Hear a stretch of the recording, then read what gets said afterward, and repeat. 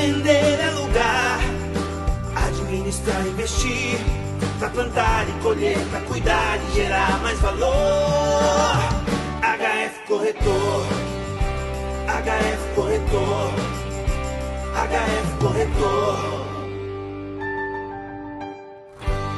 Senhoras e senhores, sejam todos bem-vindos ao HF Corretor Podcast. Esse que vos fala é o Henrique Felipe e aqui você vai ver e ouvir sobre teologia, mercado imobiliário, música, entretenimento, literatura, um pouco do que está acontecendo em Anápolis, em Goiás, no Brasil e do mundo, porque eu flerto um pouquinho de cada uma dessas áreas. E hoje eu trago para vocês aqui, eu tenho a honra de trazer para vocês nada mais, nada menos que meu grande amigo, Dr. Daniel Soares. Esse cara aqui, ó, ele é pastor, ele é psicólogo, ele é músico, exímio músico, baterista. Esse cara é bilíngue. Bilíngue não, poliglota, né? Que você fala outras línguas também. É casado com a doutora Letícia, né? Psicóloga também. Ele é psicólogo clínico, especialista em psicologia clínica. Além de ser meu grande amigo de longas datas, mano, é um prazer receber aqui. Obrigado por você ter vindo, por aceitar esse convite, viu? Poxa, Henrique, para mim é uma honra estar aqui participando com você desse podcast. Eu acho realmente incrível mesmo saber que você está ampliando os horizontes. Nós precisamos de cultura, nós precisamos de pessoas que defendam esse tipo de pensamento, de amplitude. A gente precisa de mais e saber que você está com esse espaço aqui é fantástico, cara. Parabéns. Cara, amém, beleza. Daniel, eu penso assim, igual você, todos esses atributos que são seus, você não pode ficar nichado só num campo. Dentro da psicologia, tem várias áreas que você atua dentro da psicologia, dentro da música, você é baterista, você é um autodidata, você escreve partitura, você é um músico, vamos dizer assim, de mão cheia, sabe, com influência do jazz, que toca maravilhosamente bem. É um cara que é apaixonado por fotografia e vê o que você faz com um celular apenas, desbanca muitos fotógrafos profissionais por aí. Então, assim, eu acredito que o ser humano é muito complexo, é muito amplo, e a gente não pode ficar, apesar do HF Corretor, né, fazer analogia ao mercado imobiliário, mas, assim, esse corretor aqui, ele é músico também, ele escreve, ele canta, compõe, e é amigo do Dr. Daniel. Assim, então a gente não pode ficar nichado só em uma das nossas tarefas. E isso aqui é uma retomada, é um desejo antigo de conversar com pessoas que eu gosto, né, que eu conheço, que são interessantes e que tem algo relevante para apresentar. E, rapaz, todos os stories seus, não são todos que eu entendo completamente, mas assim, cara, igual eu te falei, você tem conteúdo para você lançar vários livros e lança mesmo. Ah, com certeza. Depois da sua indicação lá e força lá, com certeza. A psicologia precisa de um livro seu, cara. Que bacana. Mas eu concordo com você, Henrique. Inclusive, como psicólogo clínico, já começando, né? Eu vejo esse grande problema nos relacionamentos, sabe, Henrique? As pessoas, elas se relacionam com alguém, seja um casamento ou um namoro, mas elas se engessam apenas em uma persona. Só algo que ela acredita que seria aquele outro, né? Sim, aí, por exemplo, existe, eu costumo dizer, eu dou muita palestra para casais, eu costumo dizer que para dizer nós, precisa haver o eu. Então, o eu, Daniel, o eu, Letícia, o eu, Henrique, né? Diferente. Ou seja, a gente não pode dizer nós estamos aqui se você tiver somente um eu. Entende? Então, é a junção. Existe eu, existe nós, existe o nosso. E é isso que você está dizendo mesmo. A gente precisa saber em que momento a gente usa a nossa persona de músico, que momento a gente utiliza a nossa persona de corretor, que hora que eu utilizo a psicologia. Não, agora eu tô na igreja, agora é isso, né? Então a gente precisa ficar transitando nessas instâncias, senão a gente fica engessado, né? Cara, não, é interessante. Além do ficar engessado, tem pessoas que ela usa essa persona da maneira exatamente correta, mas no lugar totalmente errado, né? Exato. Às vezes você como psicólogo, você quer ser psicólogo da sua mulher, não, lá na sua casa, seu marido. Às vezes você quer conversar com seu amigo dando aula. Não, aqui sua persona é de amigo. Exatamente. E isso acaba com os relacionamentos, né? Porque eles não sabem a diferença. Aí eles só focam em uma coisa. Não, eu sou o casal. Mas não, peraí. Vou te dar um exemplo básico. Esse celular é seu ou é da sua esposa? Não, esse é meu. A minha esposa tem um dela. O nosso sofá é nosso. A TV é nossa. Entendi. Mas o meu laptop é meu. O dela é dela.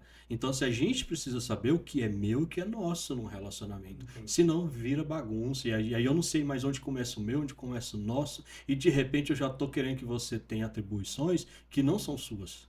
Mas eu fiquei exigindo de você isso. É muito clássico ouvir isso no meu consultório, viu, Henrique? Cara, é interessante, porque e são coisas que relativamente são simples, mas que no dia a dia geram desgaste. Total. Outro detalhe é porque as pessoas, elas amam umas às outras. Elas têm até essa capacidade. Mas de nada adianta, Henrique, eu te amar se eu não sei me relacionar com você. Eu te amo demais, mas a gente chegou junto, a gente tá atrito o tempo todo, é discordância. Então, amar, amar, amar, sem saber se relacionar, não vai dar em nada. É verdade, cara, porque o amor, eu assim, não sei se eu tô correto, eu tava até conversando com a minha esposa esses dias. Uhum. Falei, amor, a gente tava conversando de uma leva de casais de longas datas separando e hoje a moda é você, não, eu amo, mas nós decidimos não ficar bem. Eu falei, amor, é traição, não tem nada a ver com amor. Às vezes você ama a pessoa, mas você trai. Você ama a pessoa. E a questão de amar, o relacionamento, ele tem que ser cultivado, porque não é só o amor que mantém o relacionamento, né? É o entendimento, é a cumplicidade, é essas multifacetas que cada um tem, saber conduzir, costurar bem no relacionamento, porque só o amor não vai ser o suficiente. Não, O nunca é. amor é a base. O amor é o que te faz entrar na relação, mas não é o que te mantém lá. Não. Sabe o que te mantém lá? O respeito. Respeito. Se não tiver uma relação, não tiver respeito, Henrique, por mais que eu te ame loucamente, eu vou embora. Mesmo te amando, eu vou embora. O respeito é a base de todas as relações. Vou te dar um exemplo. Imagine que você vai numa panificadora, chega lá e fala assim: ah, eu quero um pão. Tem pão não? Ah, eu quero um leite. Acabou o leite também. Ah, eu quero. Não, daí não tem. Qual a chance de você voltar num lugar desse? Você não volta. Por quê? Porque a pessoa não te fez nada, ela não te agrediu, mas ela também não te respeitou. Aí você não se relaciona. Então, em tudo, no relacionamento de amigo, de namoro, até mesmo no relacionamento com Deus, há de se ter um respeito com a igreja, com todos, né? Mas se você perder o respeito, o amor só, ele vai ser insuficiente. E o amor acaba, viu, Henrique? Acaba, né? Acaba. Por isso que tem uma palavrinha mágica chamada divórcio. O divórcio vem para dizer que um dia eu te amei e hoje não dá mais. Acaba. Coração esvazia. Esvazia mesmo. Por falta de cuidado, de respeito, de Sim. zelo, de cumplicidade. Outra analogia que eu gosto de usar muito com meus pacientes, Henrique, é essa de que o amor, ele é que um relacionamento, né? É que nem um ferro, que nós estamos aqui nesse prédio aqui, né? O ferro segura tudo isso, ele é muito forte. Mas a ferrugem, ela faz o ferro, ele virar uma farinha. Você já pegou um ferro assim, quando ele está bem enferrujado, ele esfarela. Ele se desfaz. Ele se desfaz. Isso é o casamento. O que o casamento, um relacionamento suporta revelações bombásticas, Henrique. Ele suporta uma traição, como você disse, ele suporta uma doença, ele suporta um monte de coisas. Mas um relacionamento, ele não suporta as quinquilharias mal resolvidas do dia a dia. Isso é a ferrugem que aos pouquinhos vai corroendo o ferro e de repente a gente só ouve a notícia no jornal. Edifício tal desabou. Ah, mas por quê? Porque o ferro não deu conta de sustentar aqui. Então, essas picuinhas do dia a dia aí, ó, elas destroem mesmo. Isso é interessante. Tem um livro que eu estou escrevendo também. Ele fala isso, dessas pequenas situações que a gente vai deixando acumular, que vai criando dentro de um relacionamento, esses blocos de concreto entre as duas pessoas, elas ficam dentro da mesma casa, mas separadas por esse abismo imenso, que são essas pequenas coisas. Sim. E agora você veio trazendo uma nova abordagem, que é a ferrugem da base do relacionamento, né? Nós Que chamamos isso corrói daí, o amor. nós chamamos isso de divórcio afetivo. Existe o divórcio, aquele que a gente assina ali, né, diante do juiz, e etc., que a gente separa, se diante do Estado estamos separados, mas existe o divórcio afetivo, Henrique, que é esse que você está dizendo, que é aquele que eu já saí. Estando dentro. Apenas o meu corpo deita ao lado do seu. Eu já não estou lá. Cara, Então, assim, quando o divórcio afetivo acontece, o divórcio legal ele vai ser menos sofrido. Não significa que não seja sofrido, vai ser menos. Mas quando a pessoa se divorcia legalmente, mas ela ainda não se divorciou emocionalmente, aí o divórcio vai ser muito difícil. E isso acontece. relações humanas são simples, né?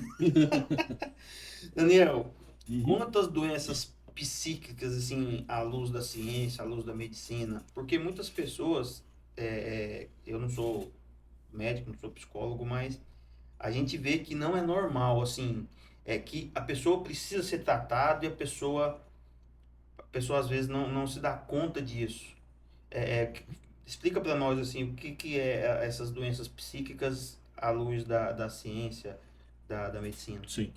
E vamos começar então, Henrique, pelo oposto, ao invés de eu falar de doença, eu falar de saúde, que aí fica Beleza. mais fácil para a gente chegar na doença, pode ser? Fechou, na hora. A Organização Mundial da Saúde, a OMS, ela define saúde como um sócios saudável. Ou o que significa isso? É aquela pessoa que se relaciona bem no seu trabalho, é aquela pessoa que se relaciona bem com as pessoas, é aquela pessoa que consegue ter lazer, é aquela pessoa que consegue ter uma qualidade de vida. Ou seja, a saúde não significa ausência de doença. A saúde significa que, apesar de um mal-estar, você consegue ter uma qualidade de vida. Então, isso a gente define como saúde mental ou emocional. É quase que o contexto da prosperidade que as pessoas entendem errado. Prosperidade não é ter abundância de dinheiro, é ter essa qualidade de vida mesmo na ausência do dinheiro. Totalmente. Matou a pau. Você falou tudo, que é realmente isso mesmo. Isso, né? A saúde mental, ela é isso, ela não é a ausência. É quando surgir, você tem estruturas para suportar aquilo. Entendi. Então, com base nisso, a gente vai agora para doença mental. Então, a doença mental, a psicanálise, a psicologia ou a ciência, ou qualquer que sejam as abordagens que a gente tem hoje em dia, elas não conseguem definir o que é a doença mental. A ciência ainda não conseguiu definir por si só. Por quê? Porque a doença mental, ela pode ter uma carga genética, ela pode ter uma carga ambiental, ela pode ter uma carga comportamental. Então, o que a gente sabe é que a doença mental está lá. A gente só não sabe quanto de porcentagem de cada outras cargas tem nessa doença mental. Então, por isso a gente não consegue bater o martelo e dizer é por causa disso daqui que a doença mental exista. É por causa desse ponto, porque não podemos definir isso. A junção de várias coisas. Então, como que nós definimos? Nós definimos, então, o adoecimento psíquico. Ele é mais fácil, porque a partir de formas com que a pessoa vai funcionando e diante da sociedade, é que a sociedade vai dizendo se aquela pessoa se comporta de um jeito normal ou anormal diante da cultura delas. Aí o adoecimento psíquico, então, ele pode ser observado. Tem a questão da cultura também, né? Totalmente. Aí já entra noutra área. Você me corrigiu errado. Claro. Que nós cristãos falamos do julgo desigual. Porque às vezes culturalmente a pessoa foi ensinada de uma forma, está acostumada daquele jeito. E pega uma cultura totalmente diferente do cônjuge. Aí ela adoece por falta dessa incompatibilidade, né? E é isso mesmo. O que é um relacionamento? Voltando a falar de casamento, só para outra analogia que eu gosto de usar. O que é um casamento? É quando você pega dois países e une em um só. É o que você está dizendo.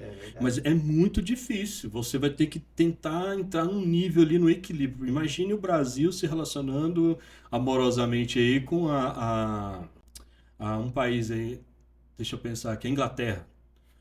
A gente dirige um lado, eles dirigem o outro, a gente fala um idioma, eles falam outro. Então, assim, é realmente... Em relação à idade também, culturalmente, é duro dizer isso, mas é coerente. Eles culturalmente são muito mais desenvolvidos que nós, Sim, sim, né? sim.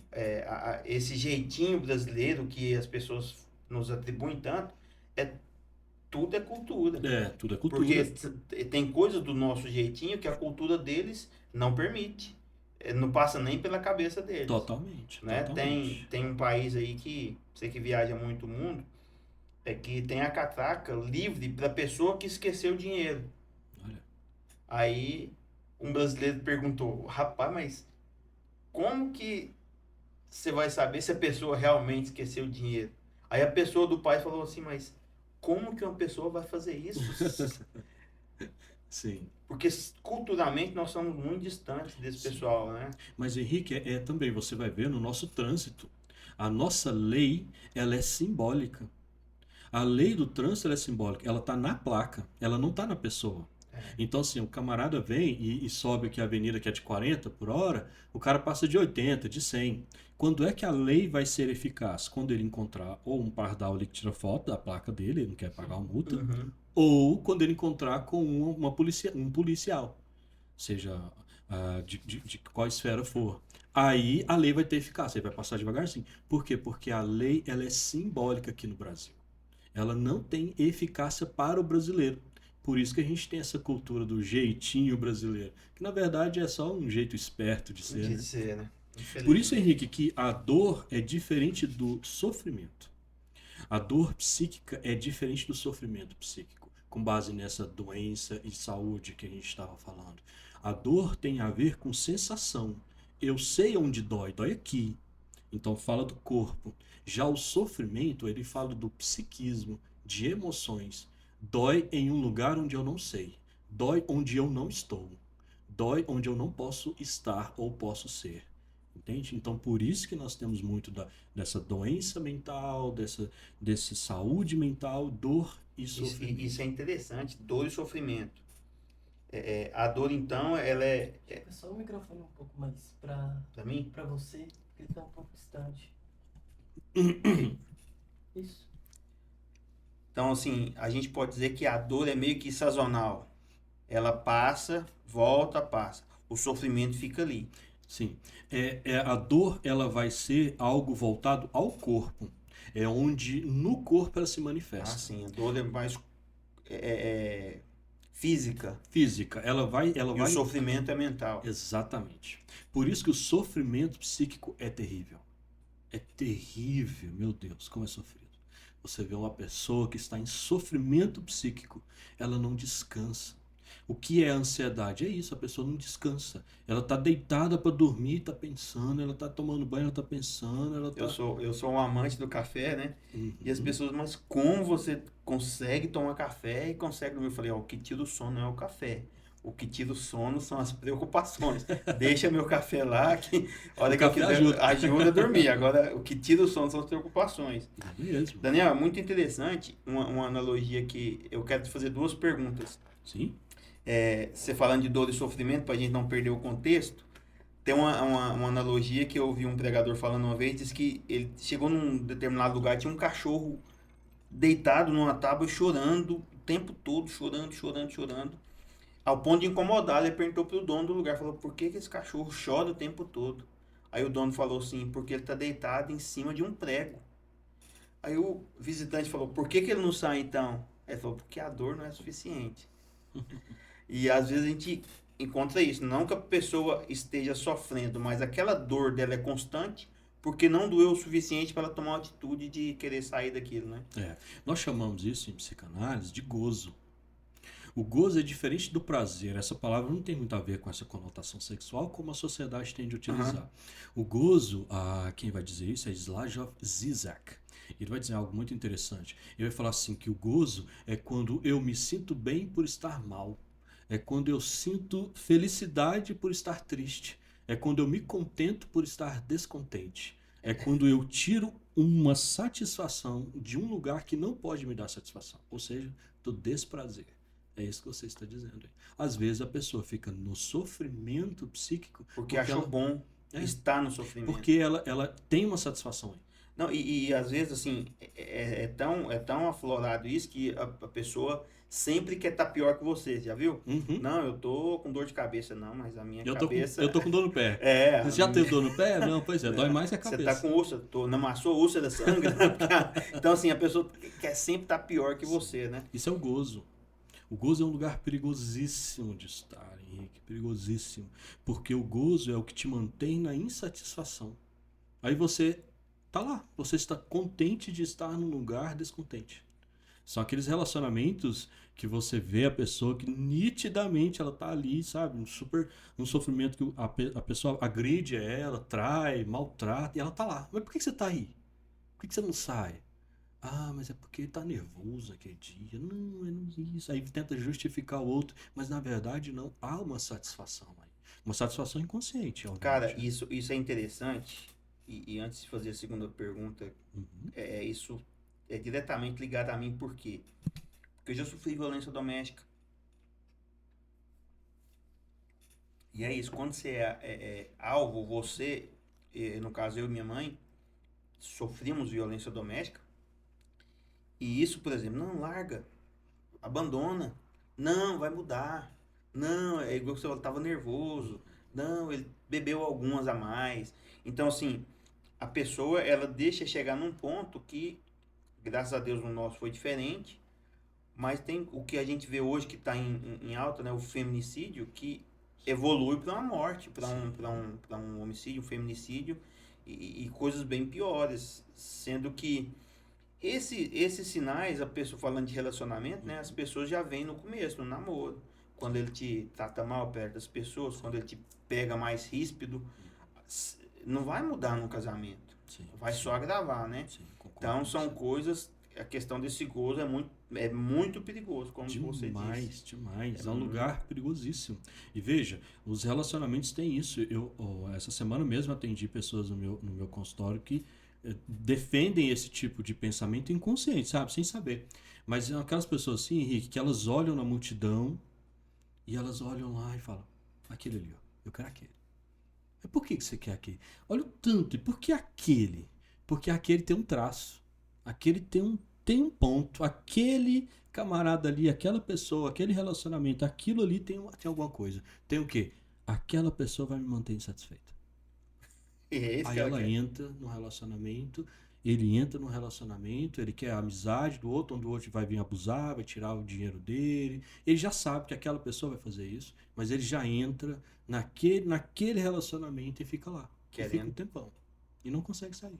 Aí ele sai de lá e aí vai de novo. Deixa eu procurar. Aquele. Mas por que aquele? Aquele tem alguma coisa. É igual que os antigos falavam, não, meu filho ou minha filha tem o dedo podre para relacionamento, que é o dedinho que só escolhe os traços que Tem. vai O, deixar obs- ela. o obsessivo é muito desse jeito, viu, Henrique? Nós temos aí o obsessivo, ele funciona dessa maneira. O obsessivo ele tem dificuldade de se relacionar genuinamente com uma pessoa, Uhum. então o que ele vai sempre se relacionar com alguém que é fraco. Alguém fraco, alguém que nunca vai conseguir dominá-lo, nunca vai conseguir lidar com ele ali de olho para olho, sabe? Sempre inferior. Então você pode ver essas mulheres muito mandonas. Você pode ver que o rapaz ali, a figura que está naquela posição, ela é mais, como que eu poderia dizer, mais banana, vou utilizar essa palavra, Certo. mais fraco. Uhum. A pessoa vai sempre tentar encontrar um fraco para ele dominar. O narcisista ele tem esse olhar acuradíssimo. Ele olha aqui na multidão assim, pá, aquela ali. O que tem aquela ali? Aquela eu domino sobre ela. E aí ele vai, entra, tira o dinheiro dela, tira tudo. Tira tudo. Então, assim, a gente tem que tomar muito cuidado, porque de repente ele entra e prende aquela pessoa num gozo. E ela não consegue sair porque ela chama aquilo de amor. E não é. E não é só sendo usada, né? Sim. Isso é interessante, não assim, a gente é bom frisar, porque hoje as pessoas contextualizam tanto e tiram do contexto as coisas.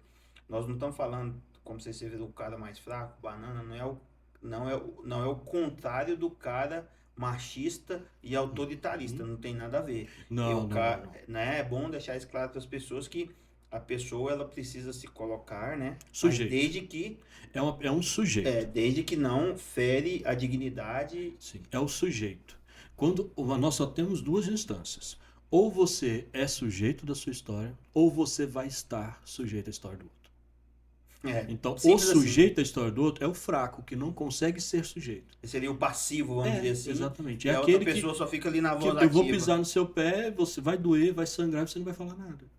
Isso é uma pessoa fraca no sentido E de o que não tá sofrendo tá conseguir, achando que é amor. não conseguir, Henrique, de entender que ele é uma pessoa. Que, peraí, eu também tenho direitos. Eu também sou alguém. O que eu digo também importa. Aí, então, isso que a gente chama de uma pessoa fraca, porque o psiquismo dela não conseguiu. Não, isso que é interessante. Eu quero perguntar para você sobre se há um consenso entre a psicologia e a fé. Por que esse ponto aí, cara? Porque hoje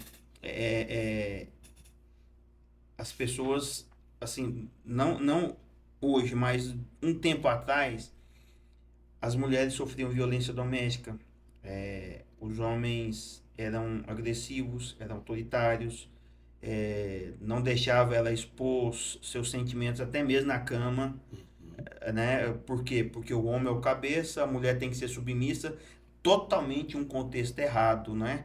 E pessoas frustradas, existem pesquisas que mulheres, principalmente no contexto cristão, são as mulheres que nunca sentiram um orgasmo, nunca sentiram prazer e mantêm aquilo ali, às vezes fingem para o marido se sentir bem e ela mesma é frustrada e acumula aquele sofrimento e isso vai gerando aquela doença mental. Existe um consenso, Daniel, entre a psicologia e a fé? Sim e não. Vamos lá, explique. Vou explicar o não primeiro. A psicologia como ciência, a psicologia faz parte das ciências humanas, então a psicologia ela é soberana, ela tem a sua própria autarquia, ela não se contamina pelo que ela estuda. Entende? Isso é complexo, hein? Ela não se contamina pelo que ela estuda. Ela entra, estuda o meio, o indivíduo e ela sai. Ela não tem, por exemplo, ela não tem partido, vamos dizer assim. É isso, exatamente. Ela é apartidária, ela é laica, vamos dizer assim. Sim, ela chega, ela vai... Estuda e não interfere. Exatamente. Então, como a psicologia, como ciência, não. Nós não temos esse consenso. Então, Agora, por exemplo, a pessoa, independente da fé que ela tenha, a psicologia vai entrar ali, estudar e se retirar. exatamente. Agora, como a psicologia, o objeto do estudo, respondendo sim agora, né? Como objeto da psicologia é o sujeito, o ser humano, o indivíduo ali, então o indivíduo ele é cheio de multifacetas, como você bem disse no começo da nossa conversa. Então ele se relaciona com a casa, se relaciona com a família, se relaciona com a igreja, se relaciona com o trabalho, se relaciona com a sua fé. Então, esse indivíduo que se relaciona com todas essas artimanhas ao redor dele, então a psicologia vai entrar para ajudá-lo no seu trabalho, vai ajudá-lo na sua casa, no seu relacionamento, na sua maternidade, na sua paternidade e também na sua fé. Porque a fé também faz parte desse indivíduo. Então, nesse quesito, a psicologia pode ajudar o indivíduo na sua fé, não a fazê-lo crer ou descrer, mas ajudá-lo nisso. Por exemplo, no meu consultório, eu atendo pessoas que são cristãos, eu atendo pessoas que são ateus, eu atendo pessoas que são budistas, eu atendo pessoas que são muçulmanos. Então, assim, eu chego lá, a pessoa chega, ela diz da sua fé e eu vou utilizar as técnicas da psicologia, da psicanálise para falar sobre isso na fé dele. Entendi. Ponto final. Então, nisso sim, a psicologia pode ajudar o indivíduo na sua crença. Agora, é a psicologia uma formadora de opinião para esse indivíduo crer ou descrer? Não. Aí não. Por isso, Henrique, que não existe psicologia cristã. Não existe psicologia budista, não existe psicologia ateísta, não existe psicanálise cristã, não existe nada disso. O que existe é a psicologia na sua autarquia, na sua soberania, e ela estuda o indivíduo na sua crença. Aí sim. Independente dela qual seja. Exatamente. Então, nessa dinâmica, assim, aí sim, existe e não existe. Por isso que eu disse sim e não. Isso é complicado porque hoje eu não quero entrar muito nesse ponto, mas como você disse que a psicologia, a psicanálise não é teísta, não é cristã, ela não tem lado, né? Uhum. Só que tem muitas pessoas que militam uma ideologia e tenta colocar a psicologia ali para tendenciar algumas coisas, né? Mas isso não vem ao caso. Então é bem claro isso. Charlatanismo. Charlatanismo. Tem que denunciar mesmo. Tem um CFP, que é o Conselho, inclusive, tem lá um disco de denúncia, eu não sei agora o número, que é isso mesmo. Porque não pode. Porque a psicologia, como eu disse, ela é sobre. Eu preciso ajudar o indivíduo. Ajudar esse ser humano que está em crise, que está em sofrimento. E não olhar para ele e falar, você não orou bastante. Tá vendo? Se tivesse orado, seu marido não tinha ido embora, não tinha traído você. Como assim, gente? Não, isso jamais vai funcionar. Então, ajudar a pessoa, assim como o médico. O médico, assim como você, o corretor. Você não vai atender pessoas que são cristãos, não cristãos. Não, você que não é cristão, não fala de Deus, eu não vendo uma casa para você? Não tem nada. Não, isso não tem absolutamente nada a ver. Então, assim, a gente precisa saber que ela é soberana naquilo. Ela entra e ela sai. Assim como as demais outras profissões. Entendi, certíssimo. Daniel, uma pergunta assim, que fica na dúvida da grande maioria. Assim, a diferença da psicologia e psicanálise, às vezes fica meio confuso nessa abordagem. É só questão de nomenclatura ou são ciências distintas? Como é que é isso? É bem complexo mesmo. A gente chama, inclusive, de psicologia de psicoterapia e de psicanálise de fazer a análise. Entende? Então, assim, a psicologia, como eu disse, ela tem a sua autarquia própria e dentro dela tem várias abordagens. Temos a cognitivo-comportamental, temos a gestalterapia, temos a analítica e assim por diante. Então, cada uma dentro da psicologia vai desenvolver o seu objeto de estudo ali, obviamente sempre centrado no ser humano. Já a psicanálise, ela sempre vai voltar ao objeto de estudo do inconsciente. Então, por regra, a psicanálise sempre vai estar voltada ao inconsciente. O inconsciente ele é estruturado, diz Lacan, a psicanálise lacaniana, que ele é estruturado como linguagem. Então, o inconsciente ele se comunica não por algo que tem nele ou que deixa de ter nele, mas porque ele se comunica através de uma linguagem. Existe uma linguagem do inconsciente. Por isso que existe a diferença, Henrique, entre subconsciente, que é a própria psicologia defende isso, algumas abordagens, que é uma parte do inconsciente que se torna consciente. É um subconsciente. Seria, vamos dizer assim, a psicologia é o que você digita e vê no computador. A psicanálise é a linguagem binária, que está lá por dentro da programação. Boa lógica. Exatamente. Seria Raciocínio isso, né? rápido seu, né? Então seria isso. Exatamente, gostei dessa. Vou usar isso agora. Mas mais, essa diferença, exatamente. Porque aí, a psicanálise a gente vai entrar mesmo. A psicanálise lacaniana ela é estruturalista. Significa o quê? A gente vai pegar a estrutura do psiquismo. Eu não quero saber o que é o ambiente, por que o ambiente fez isso com você. Não, isso não importa. O que importa é o que está por trás do ambiente. Entende? Então o Lacan vai dizer assim: o que eu digo sempre esconde o que eu quis dizer. E o que eu quis dizer sempre esconde o que eu quis dizer e assim por diante. Então esse algo a mais aí que a gente sempre fala. Que ela é formada em letras, né? E ela diz que ela quer fazer pós, já fez uma ela quer fazer mais alguma coisa. A tese dela, que ela defende, ela diz que o eu lírico não existe. É uma farsa. Sim. É porque, é como diz lá o grande poeta nosso, né? O poeta é um fingidor. Finge tão completamente que chega a fingir que é dor, a dor que de vera sente, né? Então é isso que você falou. Sim. Ele falou na linguagem poética, você falou na linguagem científica, né? Lacaniana. Então é isso. É sempre querendo esconder, na verdade. Sim, quer ver um exemplo? Imagine que você esteja num bar, seja ele qualquer, um restaurante. E aí, de repente, chega um garçom e fala assim: Henrique, aquela fulana ali, ó, acabou de pagar uma bebida para você. O que você pensaria disso? Tá com alguma segunda intenção. Ótimo, certo? Você não pensaria assim: pô, muito obrigado, moça. Você tá preocupado com a minha saúde, né? Será que eu tô desidratado? Você não pensaria isso. Ou seja, tem a bebida, mas por trás da bebida tem a outra coisa. Então, é essa intenção que importa a psicanálise. Cara, agora sim, agora eu vou fazer uma analogia cristã desse negócio. Porque no cristianismo é bem isso. Não é a esmola que você dá. É o que está no coração seu ao dar a esmola. É o que está por trás.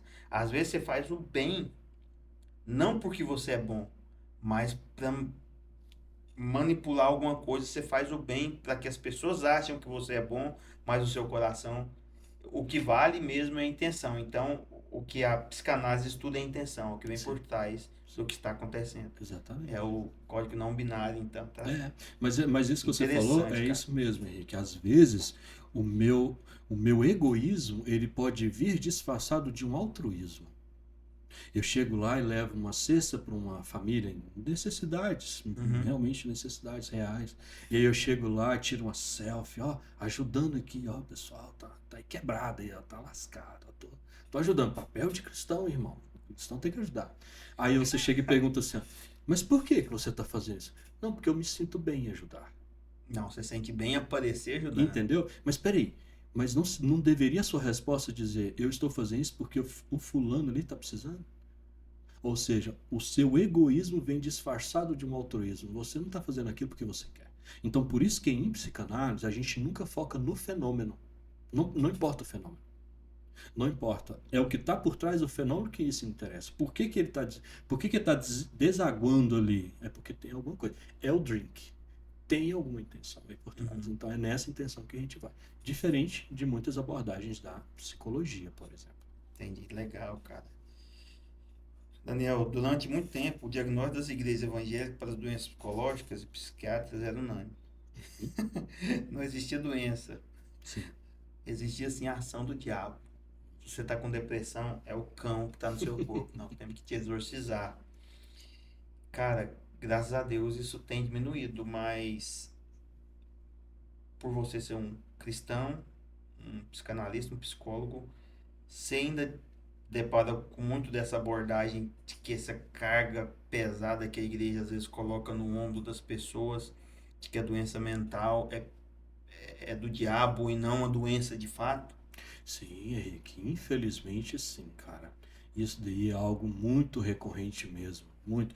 Ainda é um tabu. A psicologia ainda é um tabu. É um tabu muito, muito forte. Ainda bem que esse espaço que você está criando aqui, ainda bem que isso daqui permite a gente começar a quebrar isso, mas ainda é um tabu. Mas hoje em dia, graças a Deus, temos muitos líderes eclesiásticos se formando em psicologia, se formando em Eu conheço, outras tem abordagens. professores. Sim, isso é muito bom porque a gente começa a fazer essa distinção. Peraí, não, isso daí não, isso daí não tem essa pegada que você está querendo, não. Isso daí é porque você realmente está nisso, está naquilo, está dessa forma, entende? Esse olhar mais criterioso. Porque, veja, Henrique, as pessoas perguntam a respeito disso, né, de o cristianismo, a fé e toda essa voltagem para respeito de se você deve ou não, se você precisa ou não estar, fazer alguma coisa, basta orar, como é que funciona? Então a minha resposta é, veja, se você, como cristão, estiver aqui andando na rua, você cair e quebrar o braço, qual a primeira coisa que você faz como cristão? Eu tentar ajudá-lo. Pois é, você não falou oração, né? Não. Entende? Vamos chamar um SAMU, vamos ligar para alguém aí, a pessoa caiu, eu caí, enfim. Ou seja, eu vou tentar buscar uma área. Eu não vou parar ali, peraí, vamos fazer uma oração, Pai Nosso aqui, pega na minha mão aqui, irmão, vamos orar, falar em línguas ou sei lá o quê. A gente não faz isso. Por quê? Porque naquele momento ali, a necessidade daquele indivíduo ali é de um cuidado físico, médico. Ou seja, se naquele momento eu consigo reconhecer que eu preciso de uma ajuda física, por que quando eu estou com depressão eu não quero reconhecer isso? Aí a gente só ora. Não, só ora, irmão, só ora e vai dar certo. Não, peraí. Mas por quê? Então, se eu faço isso, se existem alguns momentos onde eu reconheço a urgência de um profissional e em outros momentos eu quero apenas reconhecer a urgência da minha fé, então eu estou negando o próprio Deus que eu digo crer. Porque eu estou negando que ele é capaz de me curar também. Entendeu? Porque se eu posso orar para curar minha depressão, por que então que o braço quebrado ali na hora eu não posso orar e Deus não pode curar? Então você apenas está negando aquilo que você crê. Então existem momentos que você precisa. O próprio Paulo fala disso quando ele está dizendo, acredito que é a Timóteo, né? Fala que das dores do estômago dele, toma vinho para isso. Ele receitou, né? Então, isso a gente precisa saber quando é algo psíquico, quando é algo que é orgânico, quando é algo que não é. Porque se a gente ficar só nessa dualidade, Deus e o diabo, então a gente vai se dar muito mal. Porque a gente sempre vai tentar, Henrique, fazer com que Deus entre para tentar ter responsabilidade naquilo que eu não quero ter. Cara, e isso entra também, Daniel, um pouco da hipocrisia, às vezes, de nós cristãos. Às vezes a pessoa tá precisando do pão, tá precisando de uma cesta básica ali. Não, vem cá, vou orar para você, que Deus te abençoe. Cara, que hipocrisia é essa? Que cristianismo de mentira é essa? A pessoa tá precisando do pão, dá o pão, depois você ora. Sim. Alimenta a fome, mata a fome. Sim. Não é? Sim, Quando Jesus estava ali no meio da multidão, não manda esse povo embora, nós temos que ouvir. Não, nós temos que dar pão para eles, nós temos que alimentá-los. Cara, é muito triste ver isso ainda acontecendo, porque hoje as pessoas elas estão famintas tanto de pão, quanto da palavra, e quanto de generosidade, de boas ações Sim. nossas, e às vezes a gente espiritualiza, né? Tudo, não, vamos orar, e até a questão voltando um pouco, da violência doméstica, pessoas desabafam com líderes aí, não, vamos orar, Deus vai fazer, não vai fazer a obra, tem que ser a polícia que tem que ir lá, como diz nosso governador, dar uma educada na pessoa, porque senão não vai, não funciona, não é oração que vai mudar um indivíduo. Tem situações que não é oração, tem situações que é atitude, Sim. porque às vezes a pessoa está sofrendo violência, vamos orar para Deus, não vai libertar. Não funciona. Tem que tomar uma atitude para a pessoa ver que tem alguém que está olhando por aquela pessoa, tem alguém que está preocupado, se não tem família, se não tem líder, tem que ter o Estado para lá entrar nisso daí e intervir, uai. Sim. Não é só oração que vai resolver. E muitas das vezes a gente nessa definição errada que as doenças psíquicas são do diabo e a oração e não é. É uma doença como qualquer outra. Sim, é um sofrimento real, hein? Real mesmo. A pessoa está em sofrimento ali e é terrível mesmo, gente. E é isso que você está dizendo, Henrique. Eu concordo absolutamente com tudo que você está falando. Porque nós precisamos ter essa sensibilidade, sabe? Sensibilidade de você olhar para uma pessoa em dificuldade e dar algo a ela. Mas às vezes, Henrique, a gente não dá nada porque a gente também não tem. Não tem o que dar. Sabe? A pessoa olha ali porque você não tem o que você dá. Mas é o que as pessoas fazem então? Elas vão para a religião, Henrique, não para crer em Deus. Elas vão para a religião para criar uma imagem de um Deus que não é possível. Entendeu?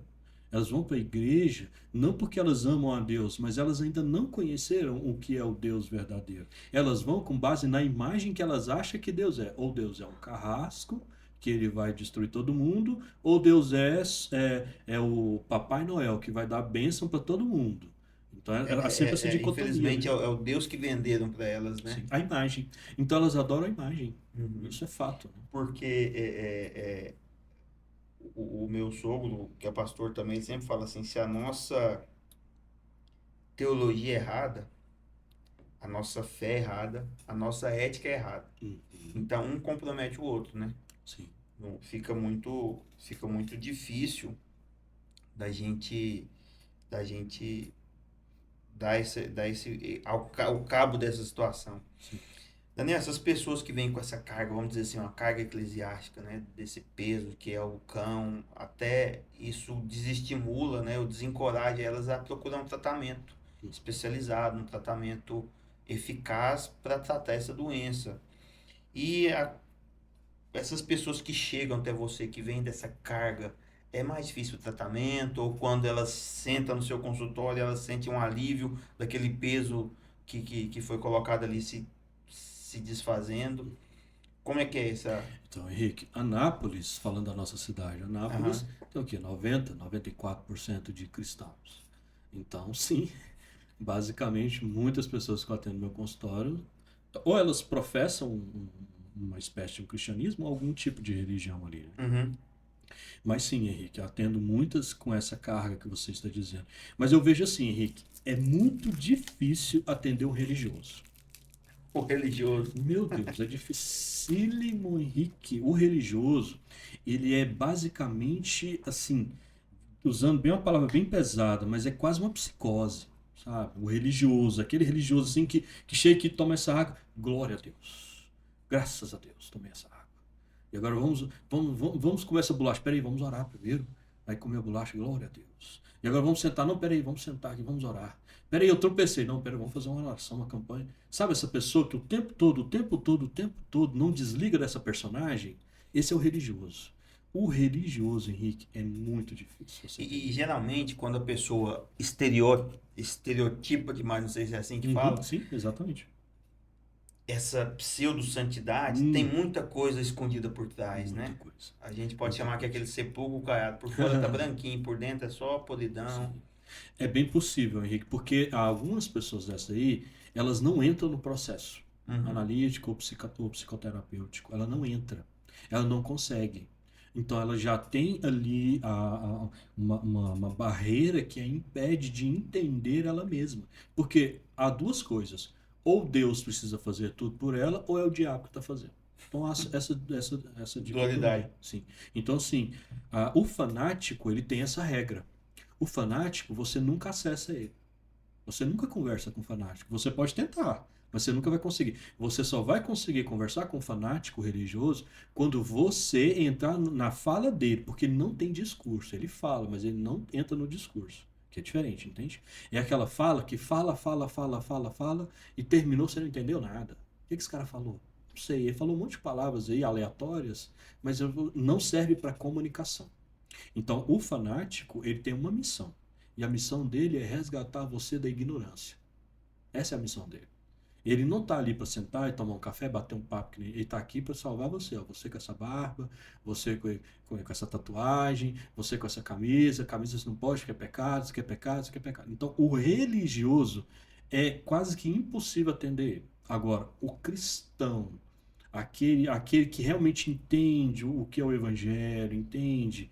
Aí não, esse daí entra no processo, esse daí adere, esse daí avança assim, gigantescamente mesmo. Porque ele entende que aquilo ali é algo além dele, aquilo ali não é só esse negócio de Deus ou diabo, aquilo ali é algo mais profundo, algo da infância dele, algo do relacionamento dele que ele não conseguiu gerenciar, e que esse profissional está ali para ajudá-lo.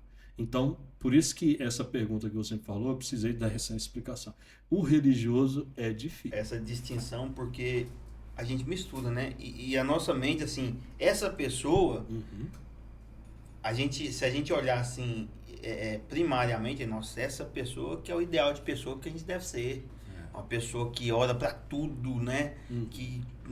Mas só que não é bem assim. Não é bem assim. A pessoa tem que se desfazer um pouco dessa... Não que as pessoas entendam bem, não que nós estamos falando aqui que você não deve orar, não deve consagrar as coisas a Deus.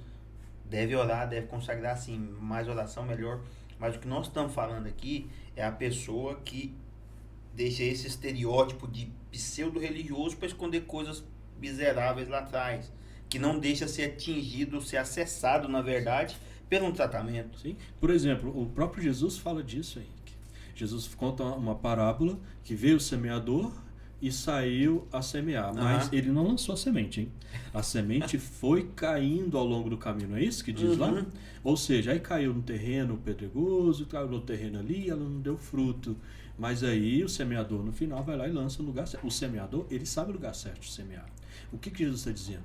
Que são essas pessoas que vão estar na igreja, que vão sentar lá, que vão falar, que vão ouvir, mas que a palavra não entra, porque não faz significado. Aí você está falando, ele tem todo o estereótipo que você está dizendo. Mas você vai conversar com ele, você não acessa ele. Ele não está lá. Não existe eu ali. Existe apenas a persona. E ele não consegue sair. Então esse extremismo religioso é justamente o que Jesus veio criticar. Você pode ler a crítica de Jesus, nós estávamos falando aqui até mais cedo, né? A crítica de Jesus é para esse tipo de pessoas, né? Essa pessoa que vai lá, você entra, tira o dízimo da viúva, fariseus, hipócritas, vocês fazem isso, vocês fazem longas orações, vocês... nas Jesus praças, as criticando. pessoas veem. Olha Jesus criticando. Ou seja, peraí, isso não é cristianismo. Isso não é um ser que foi alcançado pelo Evangelho. Isso daí é só uma capa mesmo, né? Ou como você diz, o sepulcro caiado. E Jesus já está fazendo essa crítica há muito tempo.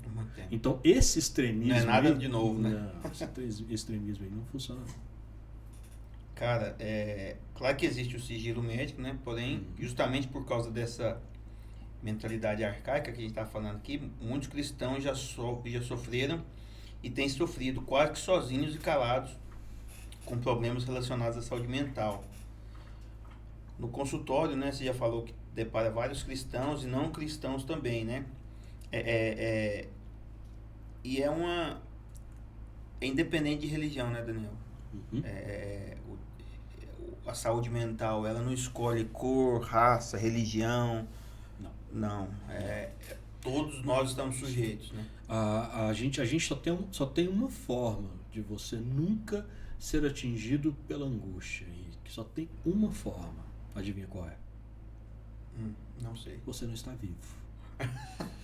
Não, prefiro então, assim, estar se vivo. você é um ser humano, está vivo, então você vai ser atingido por qualquer mal-estar. Você está sujeito a tudo. Veja, vamos pegar o exemplo de Jesus lá no Getsemane. Chegou lá naquele momento, suando, a minha alma está profundamente amargurada até a morte. Olha Jesus aí, dizendo que ele estava angustiado. Isso é angústia. Cara, e é interessante, na quarta-feira eu estava pregando sobre João, lá na igreja, e a abordagem de João ele mostra o Deus que encarnou, a palavra encarnada, né? Que se fez carne e habitou entre nós, cheio de graça e de verdade, né? Então, um Deus que é homem, né? E justamente essa alma perturbada, essa alma amargurada, né? Sim. Mostra. Ele poderia dizer sim, ó. Ele poderia usar esses poderes, né? Que a gente pode utilizar essa palavra. Não, eu poderia chamar anjos aqui e tirar isso, mas não. Ele está ali como... Então veja, né? Se o próprio Jesus, naquele momento, sofrendo toda essa angústia, ele chegou nos amigos dele ali 3 vezes, pediu: orem comigo, vigiem comigo, minha alma está angustiada.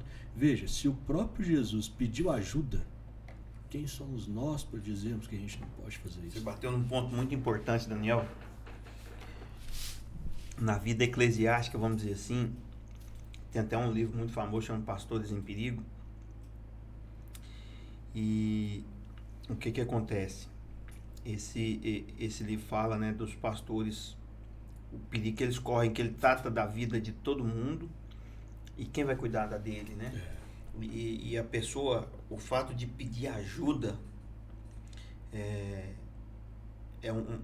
um sinal de que a pessoa é humana. Ele tem que pedir ajuda. O pastor também sofre, o doutor também precisa de um psicólogo. Todos nós precisamos de ajuda. Nós temos que ter essa sensibilidade de pedir ajuda, porque quanto mais nós demoramos pedir socorro, mais difícil fica o tratamento e às vezes já chega tarde demais. Você nega o que você crê.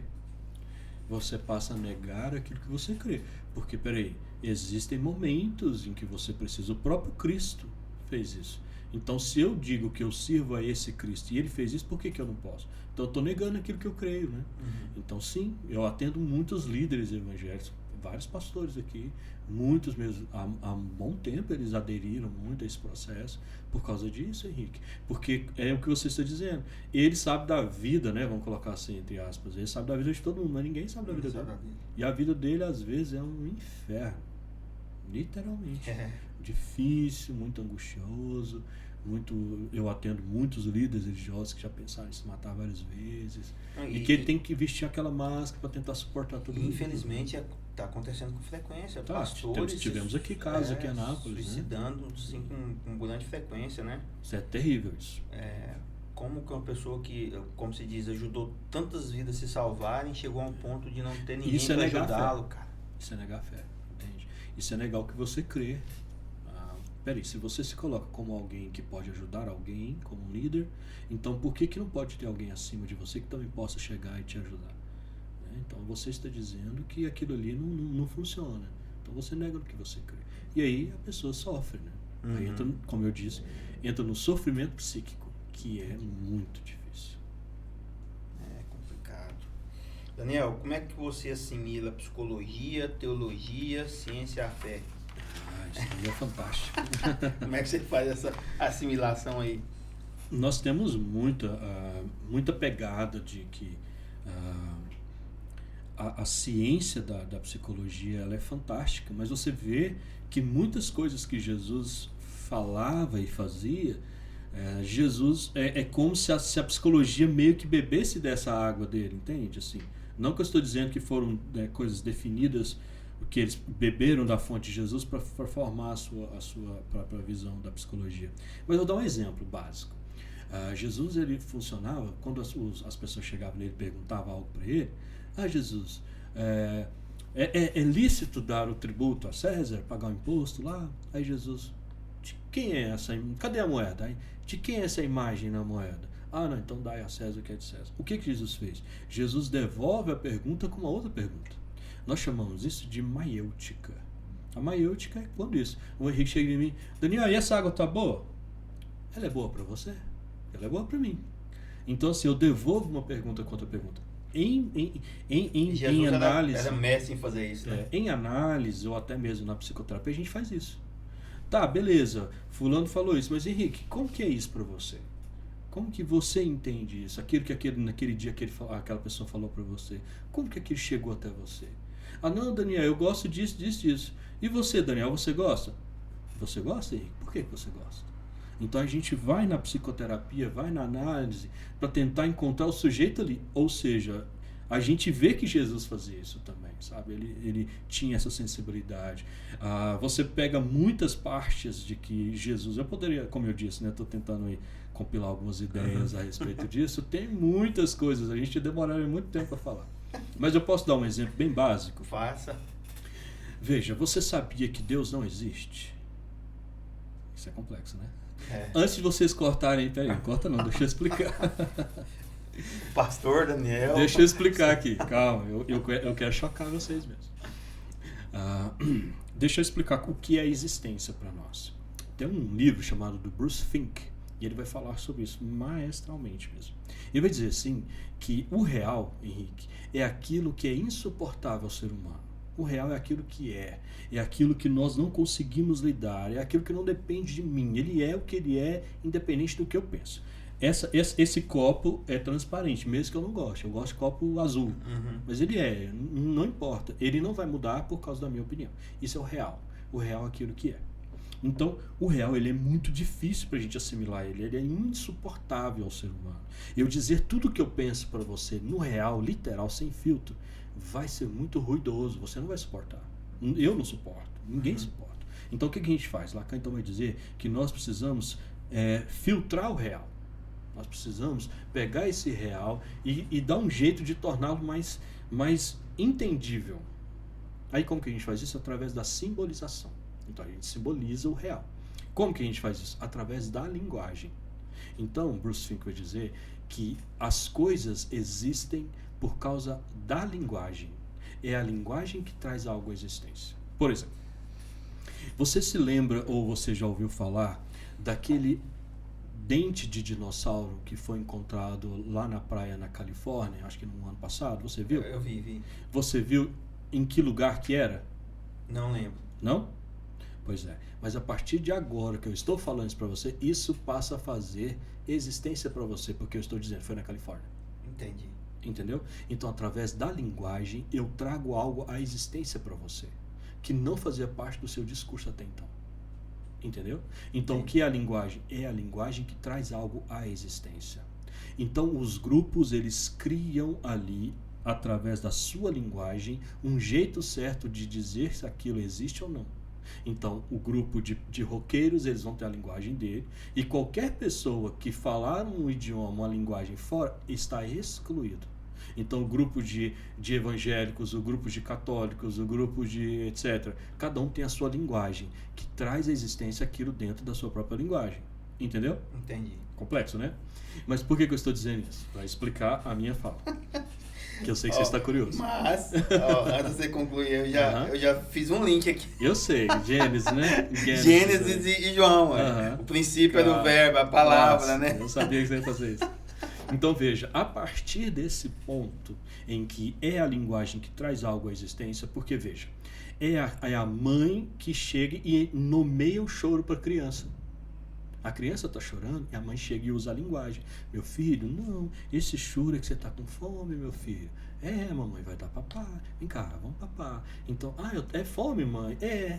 Isso é fome, então? É. Então, a linguagem que vai trazendo algo à existência.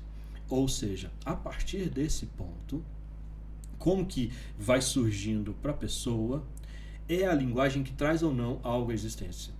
Então, se Deus existisse, significaria que ele precisaria de alguém para trazê-lo à existência. De alguém para dizer que crer nele, agora eu entendi ou onde você que quer não chegar. crer nele. Por isso que Deus não existe. Ele é. Exatamente. Agora sim, entendi. Entende? Então, ele não pode existir, porque Existe para só isso... o que existe é porque foi criado por alguém. Exatamente. Aí isso precisaria de que alguém em uma linguagem o trouxesse à existência. Mas isso é tão interessante que é bíblico também. Porque quando Moisés fala quem que as pessoas vão... Para quem... Eu vou falar quem que me mandou. Uhum. Eu sou. O eu sou que mandou. E é interessante porque eu dei aula de grego durante muito tempo. Yod, Vav, Yod, né? Não existe essa palavra. A pronúncia, né? O verbo ser, eu sou, não existe em hebraico. Não existe. Então, assim, é um jeito dele se trazer através da linguagem. Então, veja, Moisés chega e anuncia. Como que ele anuncia Deus? Linguagem. Então, ele utiliza a linguagem para trazer a existência. Uhum. Então, só que o fato de Deus ele não poder precisar de alguém para fazer isso por ele, né? Moisés trouxe para explicar para as pessoas assim, anunciá-los a essas pessoas. Mas Deus ele não precisa tocante disso. ele já era, né? Já é. Por isso que Deus não existe. Ele é.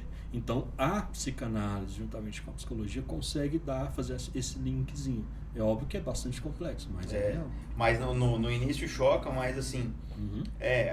o final é esse, Deus não existe, ele é, Sim, não é? O contexto é esse, viu, gente? Não, Calma. não nos cancele. Ouça direitinho. Não corte o vídeo, não corte. Daniel, é o seguinte, nesse momento pandemia mudou muito o comportamento das pessoas, né? E até fora da pandemia mesmo, na nossa era, né, no nosso tempo, os pais falavam, meu filho, vem pra dentro de casa. Hoje os pais, meus filhos, vão pra rua, porque as pessoas, as crianças, os adolescentes, pré-adolescentes, ficam presos nos tablets, nos smartphones ali, na TV. Cara, qual que é o seu conselho para quem tá nos assistindo ou nos ouvindo em relação a esse tratamento dos nossos filhos, né, com esse excesso de tela, esse excesso de smartphone, tablets, enfim. Isso é terrível, Henrique. Terrível mesmo. Lacan fala uma coisa muito interessante, né? Fazendo uma analogia, ele fala assim, quando a mãe dá o pão, não é apenas o pão que ela está dando, mas é a sua presença. Ela dá algo além daquilo. Então, quando a gente vê essas crianças ou esses adolescentes muito voltados nessa tela, as pessoas, os pais, dão essas telas para se verem livres dos seus filhos. Então, assim, às vezes o filho está precisando ali de um olhar, de uma atenção, de um toque, de uma brincadeira, de 5 minutos, se você chegar, fazer uma gracinha. Ele está precisando de você. Entende? Então, assim, quando a criança recebe somente o objeto, sem receber o que está por trás desse objeto, isso daí vai repercutir em um momento ou outro na vida dela. Então ela vai se tornar indiferente, porque ela recebe essa indiferença, ela vai passar isso também para os coleguinhas, né?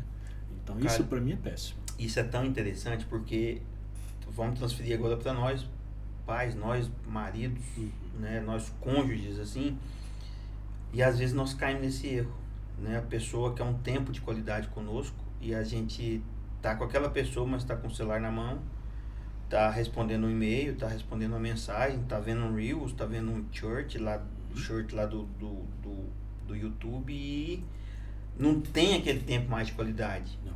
Eu e a Daniela, a gente sempre fala sobre isso. Ela cobra de mim, cara, amor, mulher é assim, minha linguagem é o tempo de qualidade. Sabe? Eu não quero milhões de dinheiro, mas se vier é bom também, mas eu quero tempo de qualidade. Sim, com certeza. E a gente tem que lutar por isso, cara. Sim. Não Porque pai e mãe, Henrique, pai e mãe é uma função. Entende isso? Pai e mãe não é algo biológico. É algo que qualquer um pode fazer. Por isso que nós chamamos de maternagem e maternidade, ou paternagem e paternidade. A maternagem é aquela coisa assim, ó, que funciona assim, ó. Qualquer um vai chegar e vai manter essa criança limpa, bem alimentada, bem vestida, arrumada, ou seja, qualquer um entra e maternagem faz. ou maternagem? A maternagem ou paternagem vai manter essa criança viva. Quem faz isso? O enfermeiro faz, o vizinho faz, a babá faz. Qualquer pessoa faz, mantendo essa pessoa. O que é paternidade ou maternidade? É quando, além desses cuidados necessários e básicos, o pai e a mãe, ele insere nessa criança uma personalidade, uma identidade. Ele dá para essa criança aquilo que o objeto não pode dar. Ele dá a sua presença. Então, por isso que quando o bebê chora, ele não chora pelo alimento, ele chora pela presença.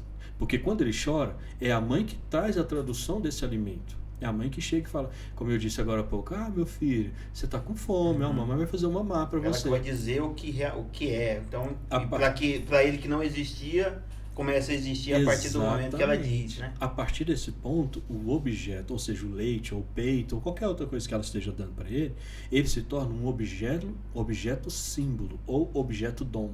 Ou seja, é um símbolo de uma presença. Porque quando a mãe dá o peito, dá o alimento, ela também dá a sua presença. Então é nisso que ele passa a clamar. Aí ele quer agora... Às vezes não está com fome, ele quer a presença. Exatamente. Apenas. Por isso que a gente vê esses obesos, por isso que a gente vê a anorexia. O que são esses tipos de funcionamento? São pessoas que estão em busca do objeto na iminência de encontrar aquilo que está por trás dele. Só que nunca encontra. Então, por isso que dar a tela o tempo todo, ficar dessa maneira o tempo todo com seus filhos, é dar o objeto, mas não dar o que o objeto pode ser. Ou seja, aquilo está por trás do objeto, que é a presença, o olhar, o toque, o carinho, a atenção, a personalidade. Então, realmente, isso daí é péssimo. Interessante demais. E outra coisa também, né? Tem o time das coisas, né? Vou falar aqui, por exemplo, eu morava num bairro central, ia uma casa menor, as meninas foram crescendo, as necessidades foram aumentando e cada uma quis ter seu próprio quarto, ter sua caminha. Então o que eu fiz? Surgiu uma oportunidade, eu abri mão de morar nesse lugar central, fui para um lugar mais distante, porém que eu poderia realizar o sonho delas, de ter um quartinho, ter uma caminha de princesa, sabe? Porque aquele time eu não poderia perder. Só que em outro determinado assunto, eu antecipei o time, não na questão da moradia que nós fizemos, realizamos o sonho, foi uma benção, e até hoje elas me falam sobre isso, das experiências que elas lembram desse lugar que nós fomos, porque realizou o sonho delas. Então, assim, isso aí eu consegui. Porém, uma vez eu dei um iPad para elas crianças, e elas brincando lá, quebrou o iPad. Aí eu entendi, as coisas quebram naturalmente, porém eu entendi que elas não tinham ainda a maturidade para ter um presente daqueles. Eu falei, então eu vou consertá-lo para mim, porque vocês ainda não têm essa maturidade para ter um brinquedo desse. E muitas das vezes os pais, eu não estou falando que eu sou um exemplo de pai, eu erro constantemente, quero aprender sempre, mas nós pais às vezes queremos comprar a presença que nós deixamos faltar. Nós queremos comprar nossos filhos, nossos cônjuges com a nossa ausência. Eu tô ausente, mas eu vou te dar vou lá na Vivara e vou comprar uma joia para você, mas eu tô viajando a negócios e tô sem tempo. Sim, aquela premissa, eu vou me faltar para que nada te falte. Isso, que é um erro, né? Totalmente. A gente volta naquela questão da prosperidade, que não é ter dinheiro, é ter qualidade de vida, saúde mental, que não é ter ausência de dor, né? Sim. É ter a dor, mas viver bem, Saber equilibrar. Saber equilibrar aquelas Mas coisas. é porque, como eu disse, Henrique, algumas pessoas, elas não conseguem entender a função de pai e mãe. Aí elas ficam só na maternagem. O que é a função de pai e mãe é totalmente diferente. E é o que você disse, né? A gente dá o que a gente tem. O que ela recebeu de ser pai ou de ser mãe foi aquilo que ela está te dando. Exatamente. Que, como você disse, cabe a pessoa da sequência, né? Expandir, ampliar, reconhecer e entender. Nós chamamos isso em psicanálise significante, porque a pessoa precisa introjetar esse significante paterno, materno, para que ela possa exercer a função de pai. Senão, ela vai apenas querer obrigar os seus filhos a cumprir aquela obrigação legal. Você é meu filho, você tem que respeitar. Ou então eles falam assim, ó, mas esse menino aí, ó, ele reclama demais, porque ele teve tudo. Ele teve tudo. Você teve iPad, você teve Apple Watch, você teve iPhone, você tem tudo, você está reclamando de quê? Aí o filho olha e fala, é verdade, eu tive tudo, menos você. Por quê? Porque isso são coisas, objetos. De novo, volta ao que eu te falei da psicanálise. A gente não fica observando o fenômeno. O fenômeno é insignificante. O objeto é insignificante. O alimento, ele passa a ser algo além disso. Por isso que a gente usa muito, como você estava usando aqui da bolacha. Isso, o alimento se torna algo além dele próprio. Entende? Veja, eu vou comer uma pizza, vou comer 3 fatias de pizza. Dizendo de um jeito nutritivo, meu corpo está saciado. 3 fatias funciona, não funciona? Mas aí de repente eu como 15, como 20. Peraí, por quê? O que é isso? O que é excesso? Então eu estou em busca desse objeto aí, o alimento, algo que ele não tem mais para dar. Então a gente faz isso, a gente pega a tela e fica com ela ali em busca de algo que ela não tem, que é a sua presença. Então isso vai dar ruim em um tempo ou outro, Henrique. Daniel, vamos caminhando aqui para o final desse bate-papo, mas lá é o seguinte, à luz do Salmo 91, eu particularmente percebo ali que o autor aborda uma sociedade que estaria enfrentando sérios problemas psicológicos, né? Dentre eles aqui eu vejo assim, a depressão, síndrome do pânico, medo, pavor, que diz assim, né? Salmo 91, 5-7. E o versículo 15 também diz, não te assustarás do terror noturno, nem da seta que voa de dia, nem da peste que propaga das trevas, nem da mortandade que assola ao meio-dia, né? Ele depois lá fala assim, caiam-me ao teu lado, 10.000 à tua direita, tu não serás atingido. E aí no final fala, ele me invocará e eu lhe responderei, na sua angústia estarei com ele, livrá-lo-ei, glorificarei, saciá-lo-ei com longevidade, né? Eu vejo isso, né? Essa depressão, síndrome do pânico, mas também eu vejo que o próprio autor, ele aponta para uma solução. Agora as perguntas são, quando a minha fé não é suficiente, devo procurar ajuda médica? Ou, quando a minha fé é autossuficiente e eu não vejo necessidade de buscar ajuda profissional, porém estou ainda pior, é possível ter uma ação coercitiva de algum familiar? O que acontece com essas perguntas? Esses problemas de medo, de trauma, de síndrome do pânico, de depressão são antigos, não são nada novo. Até o salmista abordou isso aqui, ao meu ver, eu vejo isso aqui claro como uma sociedade, né? Ele mesmo estava enfrentando esse tipo de problema na época, mas ele mesmo assim, ó, na sua angústia estarei com ele, livra-lo-ei, glorificarei, né? O próprio autor vê em Deus essa ajuda, né? Essa ajuda. Agora assim, quando eu tenho a fé suficiente, madura para buscar, não, eu preciso de um tratamento, eu não estou conseguindo sair de casa mais, eu invento desculpas para ficar em casa, eu invento desculpa para ficar recluso, a meu ver não é normal, tem alguma coisa escondida aí, tem alguma coisa por trás desse objeto, Por trás do drink aí. tem alguma coisa por trás, ou a pessoa é aquele, né, o sepulcro caiado, não, eu não preciso, Deus está comigo, aleluia, glória a Deus.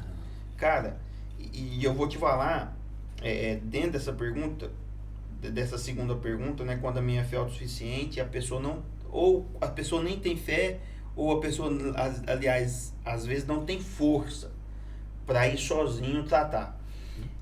Eu tenho um amigo, eu anotei o nome dele aqui só pra eu lembrar, mas eu não vou falar. Aliás, eu tinha um amigo. Ele teve pai, mãe, irmãos, família estruturada, bem de situação, família próspera. Porém, ele, o único da família, não tinha forças para sair do vício do álcool.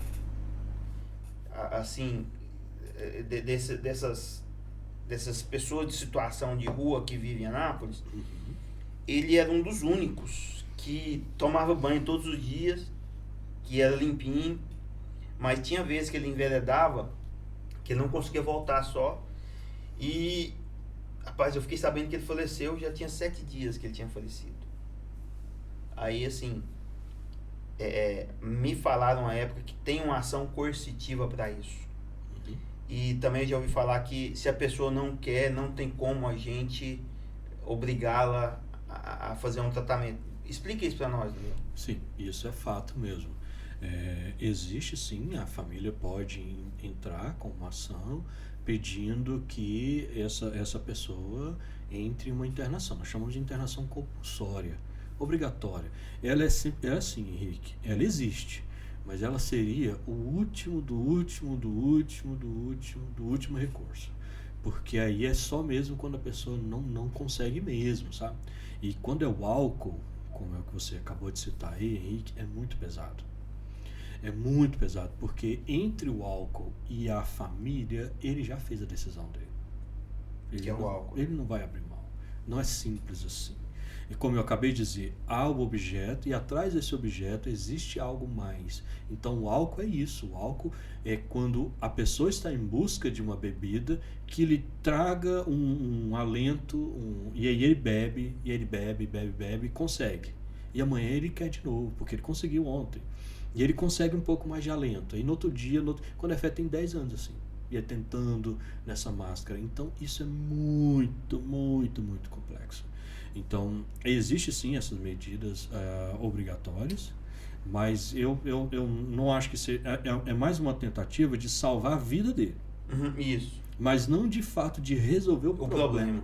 Porque o problema ali realmente é outra coisa. É outra origem. Cara, e eu tenho outras pessoas nessa situação. E eu trabalho com evangelismo também há muito tempo, né? Acho que todo cristão trabalha um pouco com evangelismo, sim, né? E tem um outro amigo nosso querido também, que ele tem problema com dependência química e tem família estruturada, tem pai, tem mãe, tem irmãos, tem tudo, mas ele não consegue sair da dependência química, cara. E nós fomos visitá-lo uma vez, marcamos com ele, fomos visitá-lo. E a gente foi tentar, de alguma forma, nos colocar como igreja, como irmãos, assim, nós estamos aqui, você está precisando de alguma coisa? E uma das pessoas que estava ali conosco perguntou assim, você é feliz? Sabe o que ele respondeu? Eu sou 85% feliz. Aí eu pensei, mas tá melhor que muitos de nós. Aí agora, você falando aqui do gozo, eu entendi. Sim. Ele está naquele gozo. Sim. Aquela situação, né? Sim. Daquele prazer, daquele pseudo prazer ali, está tendo prazer estando na pior. Sim. Mas veja, Henrique, eu atendo muitos missionários, atendo muitos líderes, como eu já disse, pastores, e atendi uma vez um pastor que ele falando que ele foi fazer uma obra em uma cidade aí, chegou lá, viu uma pessoa em condição de rua, de morador de rua, e foi lá, se comoveu com eles e juntaram lá para dar uma casa, pagaram o aluguel lá e colocaram os móveis ali, tudo doado, etc. Beleza. Passou 2 semanas, foi lá, o morador que era de rua agora está nessa casa, foi lá, vendeu tudo e voltou. Então assim, de quem era esse mal-estar? Não era do morador, era meu. Era do pastor, ao ver aquela pessoa em situação de rua e começar a falar, não, esse cara não deve estar ali, mas talvez é o máximo que ele consiga. Então a gente precisa ir de encontro a essa pessoa para entender o que é necessário para ele. Por exemplo, o camarada mora na rua ali, mas está na dificuldade. Chega nele, o que você precisa? Eu queria tomar um banho. Não, então vamos arrumar um banho para você. Você quer sair dessa vida? Ah, não dou conta não. Ok, mas temos ajuda, a gente estende o braço. Mas a gente precisa ir de encontro para a necessidade dele para alcançar o mundo dele. E não querer que ele faça parte do meu mundo, porque essa angústia é minha, não é dele. Entende? A gente precisa saber. E vou te dar mais. Jesus fala isso. Jesus, ele fala assim, ó, quando ele manda os discípulos de 2 em 2, vão na casa, saúdam a casa com a paz do Senhor. Se a pessoa não quiser, Se a pessoa não quiser, saia da cidade, bate o pé. sacode a poeira e vai embora. Bora. Sabe o que Jesus está falando? Não perca tempo com quem não quer. Olha só, Jesus está dizendo isso. Mais uma vez utilizando, tá vendo o link de Jesus com a psicologia? Cara, a gente precisa entender que às vezes a pessoa quer estar ali. Qual o problema? Não, O problema é dele. isso é bom, sabe por quê? Porque o que acontece? Eu sou mestre, cara, pra acontecer isso comigo. Eu sou assim, quando alguém me pede uma esmola, eu dou esmola, independente do que a pessoa vá fazer, Sim. mas eu dou uma palavra também de Jesus pra pessoa. Sim. Cara, e eu vou te dar 2 exemplos. Eu estava cortando meu cabelo. Tinham cortando e tinha mais 3 esperando. Eu era um desses 3. Aí passou um cara na porta, falou: ô, algum de vocês aí me dá R$2 que eu vou tomar eu vou comprar uma cachaça ali. Aí eu falei: cara, pela sua sinceridade eu vou te dar esses R$2. Mas eu vou dizer pra você, Jesus tem algo melhor pra você, cara. Independente de religião, procure Jesus. Ele ama você. E ele não quer ver você nessa situação não. Tá aqui seus R$2. Ele olhou pra mim assim assustado, sabe? Vermelhou o rosto e foi. Aí a gente ali conversando. Aí um cara falou: rapaz, meu cunhado tá assim, meu sogro já perdeu quase tudo, porque ele não consegue sair também da droga, cara, e não tem nada que a gente faça que ele saia, tá, não sei o que. E passou uns 10, 15 minutos, o cara volta. Falei: ixi, não foi você que me ajudou não. Quem me ajudou foi Deus. E outra coisa, eu não vou comprar cachaça não, porque cachaça eu tenho aqui, tirou 1 litro de pitu do bolso. Eu vim comprar, eu vou comprar é pedra, que eu sou viciado. Eu só voltei aqui porque as palavras que você me falou tocou de um jeito diferente. E foi embora. Deixei Jesus no coração daquele cara. Aí, Daniel, passou um tempo, isso me marcou, eu comentando com uma pessoa, e falou, meu apelido também é Quito, né? Falou: Quito, esse cara foi lá na minha loja e ele falou de você pra mim. Aí passou mais um tempo, eu descobri que esse cara foi morto, cara, foi assassinado. Poxa. Aí eu indaguei com Deus. Falei assim: Senhor, mas por que o Senhor permitiu que eu acompanhasse essa história desse jeito? Por que o Senhor permitiu que eu descobrisse que ele morreu assassinado? Que triste é isso, que ruim. Aí Deus falou no meu coração assim: porque eu quero que você saiba que pra todo mundo eu dou uma oportunidade. Acalentou meu coração. E outro dia eu tava num posto, o cara pedindo um dinheiro, dei o dinheiro pra ele, preguei pra ele: cara, eu tô desviado, eu era da igreja, eu era profeta, não sei o que. Falei: cara, volta, talvez é a sua última chance. Contei a história desse cara da barbearia. Esse cara, Deus sabe, Deus me falou isso, e ele tá te dando essa chance. Você vem conversar comigo, o cara começou a chorar. Isso eu não tive notícia não. Sei. Mas assim, cara, é isso que eu falo. Às vezes a pessoa não quer sair dali, não tem força para sair dali, mas o nosso papel de cristão, mesmo que você não tenha religião, mas o papel de um bom homem, de uma boa pessoa, é ajudá-lo. Porque hoje a gente coloca muito métrica, né? Não, se eu vou ajudar, ele vai tomar isso. Se eu vou ajudar, ele vai fazer aquilo. No tocante a nós, ajude. Né? E se possível, dê uma palavra de Deus para a pessoa. Porque eu tenho certeza que aquela palavra ficou no coração daquelas pessoas. E quem sabe Deus me usou como última pessoa para falar do amor de Deus para ele.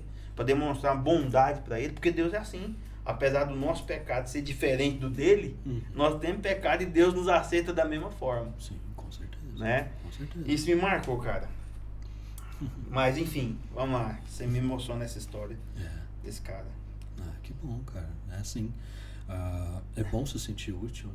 Cara do céu, eu fiquei assim, né? E a gente vê que, independente como se diz, do fenótipo da pessoa, do que tá por fora, Deus vê o genótipo, né? Deus vê o que tá no coração da pessoa. Mas é um ser humano mesmo. É uma pessoa, então Deus tem um cuidado. E às vezes Ele quer nos usar para, de certa forma, abençoar alguém, igual falando, né? Se a pessoa não quiser, amém. Nós fizemos a nossa parte, né? Então existe esse tratamento compulsório, né? Sim, existe. Mas existe. É um último recurso. É o último recurso. Mas assim, como eu disse, essa pessoa precisa sim de entender por que ela precisa tanto desse objeto, o que esse objeto significa para essa pessoa. Porque não adianta, Henrique. A pessoa chega e fala assim, larga disso. Não é simples assim. Seria bom se fosse. Nossa. Em 3 segundos eu resolvi a vida da pessoa. Mas não, esse objeto carrega uma outra carga. Então a gente precisa desconstruir esse objeto, abrir ali um buraco para a gente chegar nesse outro lugar, para ir lá e começar a desconfigurar o fiozinho que está tudo desencapado ali. Aí a gente consegue ajudar esse sujeito. Não é simplesmente chegar, não, isso é fácil resolver. Só você parar de fazer isso. Sim, mas não é assim, simples. Né? Não é. Muitas pessoas têm um abandono muito pesado, Henrique. Sabe, o nada, ele é diferente do vazio. Lacan fala muito disso. Ele escreve bastante no seminário só para distinguir, né, isso. Então, o nada é um nada mesmo, é porque não tem nada. O vazio, ele é diferente porque ele pode ser preenchido. Então, existem essas pessoas em condições muito degradantes de álcool, de drogas, de coisas bem pesadas, porque elas tentam encontrar na droga um jeito delas não lidarem com esse nada ou com esse vazio. O vazio é tão sufocante que ela precisa sair desse real e ir para a fantasia. Aí na fantasia ela se vê como uma pessoa melhor e assim por diante. Então, às vezes, essa droga, esse álcool ali, é o que está sustentando ele. Então a gente não pode chegar e tirar, a gente precisa começar ajudando ele ali, calma, vamos devagarzinho. Até nas clínicas de recuperação, eles não tiram a droga de Tem que ser devagar, porque senão dá abstinência. É pior. Tá intrínseco. É um processo, né? Tá intrínseco. Então a gente vai devagarzinho, ajudando ele. Não, peraí, você não precisa agora. Olha aí, você consegue, olha como você é capaz. Olha só, tá vendo? Vamos construir um outro cenário e assim por diante. Não é fácil. Não é fácil. E normalmente a família sofre 2 vezes mais, né, Henrique? A família muito mais terrível. Daniel, pois é. Vamos aqui nas nossas considerações finais. Antes eu quero te presentear com esse livro aqui, ó. Ira, Arrancando o Mal pela Raiz. Você que é um exímio leitor. São quantas páginas por mês? Não, por mês aí, dependendo aí do meu bom 1.500? Não, isso tudo não, mas umas 200 por semana 200 por semana? Rapaz. É muita leitura. Eu quero chegar em 10% disso. Mas eu quero te presentear. Mas quando você é psicólogo, você tem que estar em constante leitura. Gente, que fantástico, que maravilha. Muito obrigado mesmo. Eu me senti muito honrado de receber. Tem dedicatório aqui? Tem aí, ó. Meu grande amigo. Quero te agradecer, né? Poxa, e outra coisa, quando maravilha. O livro sair, já tá lá. Vamos estar aqui falando a respeito dele. Nossa, que maravilha. Com certeza. Gostei muito de vir aqui bater um papo com você. Tem muita coisa para falar ainda, não dá tempo. Vamos fazer depois, outro momento, né? Agora, assim, só pra gente finalizar com a onde que a pessoa te encontra, como que a pessoa quer falar com você, ter uma consulta, ter uma análise sua, tanto sua quanto da doutora Letícia também. A Letícia é bacana porque a Letícia ela só atende mulheres. Olha que legal. Ela não atende homens, né? Então somente mulheres. Isso então, deixa o negócio mais intimista, assim, que a pessoa fica mais à vontade, sim, né? Ela foi por esse nicho, essa abordagem, né? Ela também é da abordagem psicanalítica lacaniana também. Então a Letícia é incrível mesmo. Conhecimento, assim, exímio, e com as mulheres é muito bom. Então, às vezes a pessoa chega e fala, não, mas assim, aí eu falo, não, tem eu e tem minha esposa, a Letícia é só com mulheres, não, então eu quero com ela. Ou então não, só com homens, e aí fica mais fácil. Entendi. Então, eu tenho aí no meu Instagram, eu tenho um Instagram. Coloca aí, como é que é? Instagram, DL, DL. PSI, SIC, é o Psique. E sim. DL Psique. Esse daí é o meu Instagram, você pode entrar lá, mandar mensagem, lá tem meu número de WhatsApp. @DLPsique. Exatamente. Tem lá meu número lá, pode entrar em contato, eu vou responder você. Esse já é o meu número direto mesmo. Beleza. É um jeito mais fácil, né? Também tem um canal no YouTube, também pode me encontrar pelo Facebook, mas pelo O Instagram é mais fácil. é mais fácil, de lá já. Não, beleza. Então, ó, gente, super recomendo. Esse cara aqui, além de amigo, é um professor, é um pastor, é um teólogo, é um doutor. muita coisa, né? Muita coisa, cara. É multifacetas, né? Muito E, cara, eu te agradeço demais que fantástico. porque você aceitou o convite, né? Todos os meus convites. E, pessoal, os convites que eu faço pra esse cara aqui são todos. É da hora, viu, gente? Não, Muita oração, muita oração. E todos ele aceita de bom grado. Fantástico, né? Eu me lembro até Você hoje, só tem né? ideias boas, hein? Cara, eu me lembro até hoje do ensaio fotográfico que nós verdade, fizemos, cara. Lá na Casa Freud. Na né? Casa Freud. Eu E, atendi lá muito rapaz, toda vez que eu passo ali perto, eu me lembro. Foi nostálgico. Cara, foi muito Foi bom. bacana. Você ainda tem essas fotos? Tenho, que é isso? Tenho elas lá, todas elas no meu arquivo pessoal. Naquela época era meu iPhone 7 ainda, né? Era o 7, né? 7 Plus. Não, e já teve tanto aqueles, você gravamos uns vídeos também, fiz clipe através dos vídeos Legal, lá. né? Aquele EP, Daniel, Experiências, cara, foi tudo a partir do celular. Mesmo? As fotos, né, que você tirou, os vídeos. Aí desses vídeos eu editei eles, coloquei num clipe. Hoje eles estão na Vevo, uma plataforma, no canal dele do YouTube. Conheço. Tá lá, os vídeos estão lá. Que bacana. Então, assim, Deus te usando mais uma vez, né? Que Desde o ótimo. início do primeiro CD, cara. E é isso, eu te agradeço demais. Mando um abração pra doutora Letícia lá. Com certeza. Que Deus Muito possa obrigado, abençoar amigo. vocês, viu? Você permitir essa oportunidade de eu vir aqui. Eu sei que eu não sou nem digno de vir Que é isso, aqui moço. conversar com vocês. É muito bom mesmo. Gostei muito, senti muito Não, bem. cara, Deus abençoe você, viu? Tamo junto aí. Amém. Sempre. Amém. Amém. Ô, falamos demais aí, meu irmão?